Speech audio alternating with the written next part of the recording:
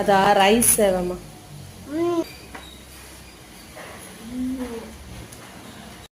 காலையில் டிஃபனுக்கு ரைஸ் சேவை தாங்க செஞ்சுருந்தேன்.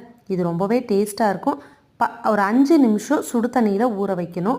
சுடு தண்ணியில் நல்லா கொதிக்கிற சுடு தண்ணியில் ஊற வச்சிங்கன்னா சீக்கிரமே வெந்து வந்துடும். அடுத்தது கடாயில் கொஞ்சமாக எண்ணெய் விட்டுட்டு கடுகு, பெரிய வெங்காயம், காஞ்ச மிளகாய், கருவேப்பிலை, அதுக்கப்புறம் பச்சை மிளகாய் 2 ஆட் பண்ணி கொஞ்சமாக மஞ்சள் தூள், லெமன் இருந்தால் கூட புளிஞ்சு விட்டுக்கோங்க. இடியாப்பம் மாதிரி டேஸ்ட்டாக இருக்கும். நம்ம வடிகட்டி வச்சுருக்கிற சேவை இதோடு போட்டு நல்லா கலந்து விட்டுருங்க. 2 நாளைக்கு முன்னாடி காய்ச்சல் வந்ததுங்க. கால் வலி, நிற்கவே முடியல, உட்காரவும் முடியல.